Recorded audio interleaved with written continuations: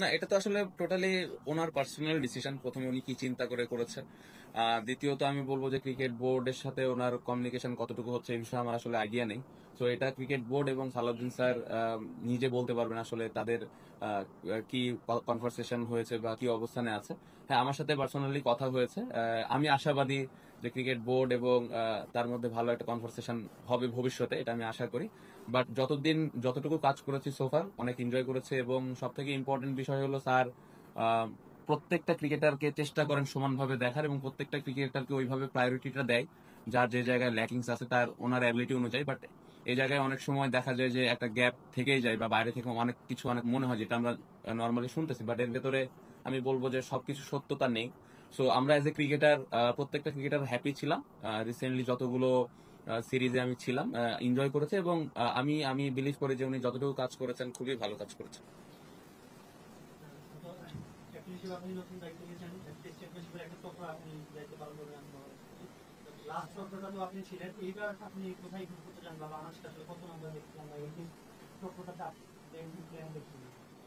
না, আমাদের তো লম্বা একটা প্ল্যান আছে, পুরো টেস্ট সাইকেলের একটা প্ল্যান আমাদের করা আছে যে আমরা আসলে কি করতে চাই। যদি আমি এখন বলতে চাই, গত বছর যেরকম রেজাল্ট করেছি তার থেকে হয়তো একটু বেটার করতে চাই, একটু বেশি ম্যাচ জিততে চাই। এটা আলটিমেট গোল। বাট আমরা যেভাবে টেস্ট ক্রিকেট খেলি, আমরা অনেকদিন পর পরে টেস্ট ম্যাচ খেলি। সো ইম্পর্টেন্ট হলো এই দুইটা ম্যাচ আমরা কিভাবে কত ভালো ক্রিকেট খেলতেছি। কারণ আপনি যদি দেখেন নেক্সট টেস্ট ম্যাচ আবার এপ্রিলে, আমি যতটুকু আমার মনে পড়ে। সো ইম্পর্টেন্ট হলো এই নেক্সট ম্যাচটা আমরা কত ভালো ক্রিকেট খেলি, দেন তার পরের ম্যাচটা কত ভালো ক্রিকেট খেলি। সো আমরা যদি এভাবে আগাই, তাহলে একটা সময় দেখা যাবে যে এই সাইকেল শেষে আমরা কতগুলো ম্যাচ জিততে পেরেছি বা কি অবস্থানে ছিলাম। সো প্ল্যানটা এরকমই, আমাদের আলটিমেট একটা গোল আছে। বাট আমি আমি প্রায়োরিটি দিচ্ছি এখন আপাতত এই দুইটা টেস্ট ম্যাচ।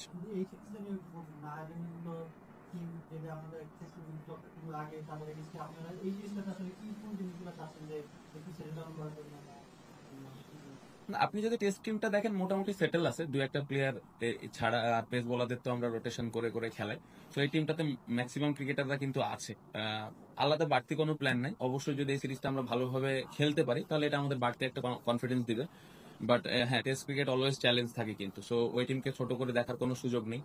আমাদের সেরাটা দিয়ে আমাদের খেলা লাগবে। সো আমি আশা করবো যে আমাদের প্লেয়ারগুলো সবাই ভালোভাবে খেলতে পারবে। শান্ত শান্ত বাংলাদেশ 2000 সালে ঠিক এই দিনটাতেই প্রথম টেস্ট ম্যাচটা খেলেছিল। তো 25 বছর হয়ে গেছে। যে জায়গাটায় থাকার কথা ছিল হয়তো বা এই জায়গাটা নিয়ে আপনারাও মানবেন।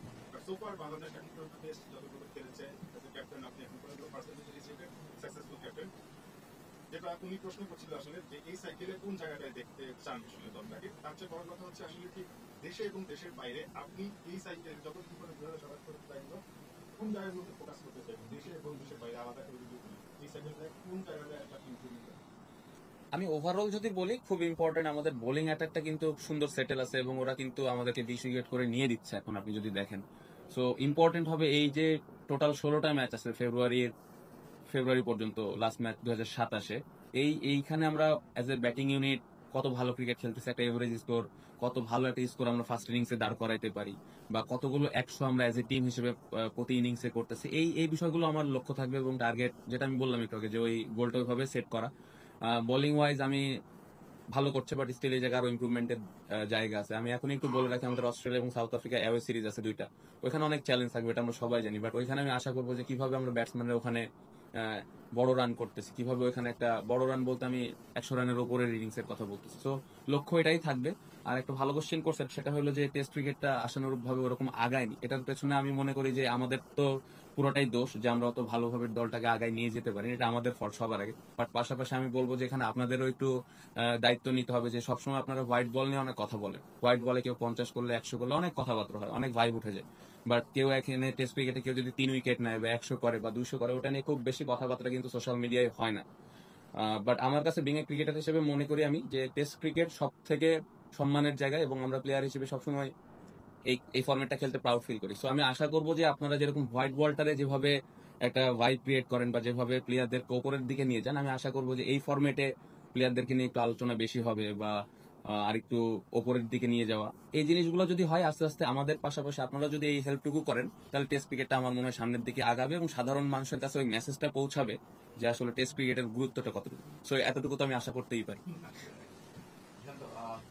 এই উইকেটে আমাদের একটা টেস্ট হয়েছে, আমাদের তিনটাতেই হার একটা আছে আমি দেখেছি মানে কেমন দেখবে উইকেটটা মানে পাঁচের ম্যাচটা এখানে কেমন হয় আমার বা মিরপুর চট্টগ্রামে বলতে পারি যে আসলে কেমন হয় কম্পিটিশন কিন্তু এখানে চারটা ম্যাচে কম্পিটিশন চেঞ্জ হয়েছে অনেক দিন একটাই হবে এবার আপনি কেমন চান কেমন দেখবেন ম্যাচটা কেমন হবে একটা ইনস্ট্রাকশন তো দেওয়া হয়েছে টিমের পক্ষ থেকে গ্রাউন্ডসম্যানকে। আশা করবো যে আমি আশা করি যে উইকেটটা ভালো হবে, স্পোর্টিং উইকেটই আমি আশা করছি। বাট অলওয়েজ সবসময় সারপ্রাইজ হয়ে ওই পার্টিকুলার ওই ডেতে কি বিহেভ করতেছে, ওয়েদার কন্ডিশন অনেক কিছু ম্যাটার করে। বাট অ্যাজ এ ক্যাপ্টেন হিসেবে আমি আশা করবো যে উইকেটটা স্পোর্টিং হবে, ভালো উইকেটই হবে। ব্যাটসম্যানরা বড় রান করার একটা সুযোগ থাকবে যদি যে ইনস্ট্রাকশন আমরা গ্রাউন্ডসম্যানকে দিয়েছি ওই অনুযায়ী যদি উইকেট। হ্যাঁ, আমরা হচ্ছে এই আয়ারল্যান্ডের যে টিম আছে তাদের আসলে বেশিরভাগ ব্যাটারি ডান হাতে ব্যাটার, তো তাদের বিরুদ্ধে আসলে আমাদের কম্বিনেশনটা কেমন হবে কি? আর সেকেন্ড প্রশ্ন হচ্ছে যে ওদের বিরুদ্ধে আমাদের চ্যালেঞ্জ থাকে, কারণ হোয়াইট বলে আমরা যে লাস্ট কয়েকটা সিরিজ দেখেছি সেখানে আমাদের মিডল অর্ডারের ব্যাটাররা আসলে কিছুটা ভুগেছে, তো এই সিরিজেও কি সেটা হয়? Different format. মিডল অর্ডারে আপনি যদি দেখেন লাস্ট সিরিজে মুশফিক ভাইয়ের একটা বড় ইনিংস ছিল, লিটনের একটা ভালো ইনিংস ছিল, মিরাজ অলওয়েজ কনসিস্টেন্ট 6-7 যে ওখানে বোলারদেরকে নিয়ে বড় বড় রান করে। সো এখানে আমার মনে হয় না মিডল অর্ডার নিয়ে খুব বেশি চিন্তার কোনো কারণ আছে। আর কম্বিনেশনটা কালকে ইনশাল্লাহ আপনি 9টা 5 অথবা 9টা 10-এর মধ্যে পেয়ে যাবেন ইনশাল্লাহ। ক্যাপ্টেন, একটা বিষয় হচ্ছে যে 12 বছর প্রায় একজন পর কিন্তু ভিন্ন রূপে কিন্তু কোচ হিসেবে ব্যাটিং কোচিং স্টাফে যুক্ত হয়েছেন, আসলে এটা আসলে কতটা প্রেরণাদায়ক আপনাদের জন্য বা কোনো চেঞ্জেস আসবে কিনা ধরাতে, যেহেতু আমাদের ব্যাটিং আমরা দেখি যে অনেক সময় রানে ভুগি আমরা, এটার ক্ষেত্রে কোনো কাজ করেছেন কিনা আশা করি? না, খুবই এক্সাইটেড আমরা সবাই। ওনার এক্সপেরিয়েন্স, এত বছর ক্রিকেট খেলেছেন, তারপর এখন কোচ হয়ে এসেছেন। টিভিতে খেলা দেখেছি আমরা যখন উনি খেলতেন, ড্রেসিং রুম ওইভাবে শেয়ার করার সুযোগ হয়নি। প্লেয়াররা সবাই এক্সাইটেড, বাট ভেরি ডিফিকাল্ট আসলে উনি, আমরা যতটুকু জানি যে এই সিরিজের জন্য এসেছেন, কতটুকু আসলে কাজ করতে পারবেন টেকনিক্যাল বিষয় নিয়ে। বাট উনি ওনার এক্সপেরিয়েন্সটা যতটুকু সম্ভব শেয়ার করছেন। আই হোপ ওনার এক্সপেরিয়েন্সটা আমাদের কাজে দিবে। লাস্ট টু কোয়েশ্চেন অনেক কিছু বলছে টিমের মধ্যে টিমের বাইরে আপনি ক্যাম্পে চলে গেছেন আবার আসছেন সাউদিন ভাই চলে যাচ্ছে যেটা শুনলাম আশু হয়ে আসেন আবার বোর্ডের অনেক কিছু চেঞ্জ হয়েছে সবকিছু মিলিয়ে অ্যাজ এ হিউম্যান বিং আপনার দিন শেষে পেশাদার ক্রিকেটার হলো মানুষ তো অবশ্যই একটা ইম্প্যাক্ট পড়ে কি ব্যাপারভাবে আপনাদের উপরে এত অদল বদল এত চেঞ্জেস এত কিছু না হলে তো ভালো, বাট একটা জিনিস কি আসলে এগুলো কন্ট্রোলের বাইরে। আপনি যে কয়টা কথা বলেন, আমরা প্লেয়ার হিসেবে এগুলো কন্ট্রোলের বাইরে। আমি পার্সোনালি এই জিনিসগুলো এভাবেই দেখতে পছন্দ করি। যে জিনিসগুলো আমার কন্ট্রোলে আছে ওটা নিয়েই থাকতে পছন্দ করি। বাইরে অনেক কিছু হবে, একটু পরে প্রেস কনফারেন্সের পরে কি হবে আমি জানি না। তো যতটুকু কন্ট্রোলে আছে অতটুকু নিয়েই চিন্তা করা।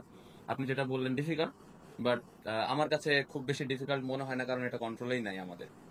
সো যেটা কন্ট্রোলে আছে ওটা নিয়ে ফোকাস করা, ওটা নিয়ে চিন্তা করাটা আমার মনে হয় বুদ্ধিমানের কাজ হবে। লাস্ট কোয়েশ্চেন তো আয়ারল্যান্ডকে কম্পিটিশন হিসেবে কতটা অ্যাসেস করবেন মানে তারা যেহেতু খুব রেগুলার টেস্ট ক্রিকেট খেলে না তাদের সাথে অন্য টিমগুলো যেরকম একটা রেগুলার বেসিসে বাইলাটারাল সিরিজে দেখা হয় আয়ারল্যান্ড মানে ওদের টিমটা সম্পর্কে আপনার অ্যাসেসমেন্টে জানতে চাচ্ছিলাম স্ট্রেংথটা কি বা কিরকম না, ভালো দল আমার কাছে মনে হয় যে যদিও কম খেলা হয়, আপনি যেটা বললেন এই জন্য কিন্তু অ্যাডজাস্ট করাটাও একটু কঠিন ব্যাপার। তো আমরা প্লেয়াররা যত তাড়াতাড়ি সম্ভব ওই অ্যাডজাস্টমেন্টে চলে যাবো ইনশাল্লাহ।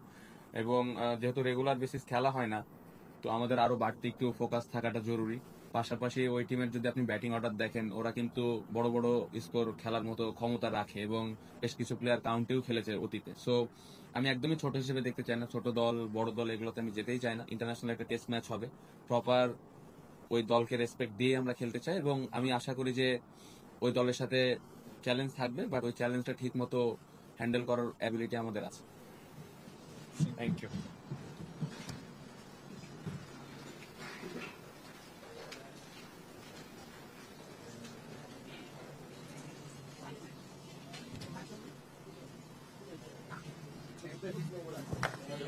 হ্যাঁ